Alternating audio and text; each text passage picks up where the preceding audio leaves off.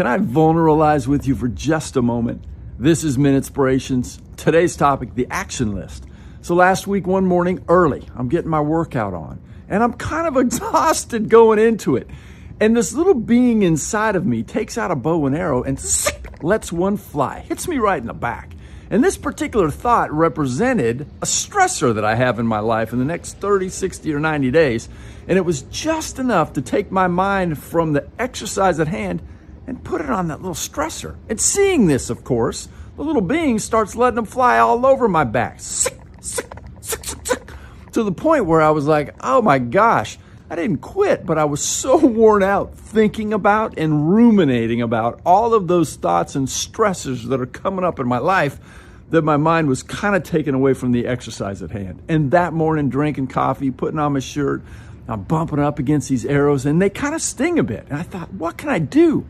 Well, I know that there is science that says action is a cure-all. So what can I do? I thought, you know what? What if I list down each of the arrows and the thought that they represent or stressor? So I went and took that action. And then what if I associated the feeling that I feel with each one of those particular arrows? For example, the tax person that we've had doing our taxes for the last 25 years has fallen ill and won't be able to do them this year. It's stressful for me because we're in tax season. I need to get a solution pronto. So I wrote that down. What happens if I don't do that? Could we get fined or my family gets upset? So I wrote those things down and then I took an action.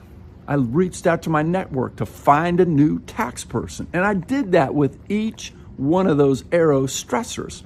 And pretty soon they just kind of fell away. And what a wonderful strategy. It worked great for me. And for the next time it happens, because I know those arrows will be flying, sometimes in a moment of exhaustion, I'm going to let them in.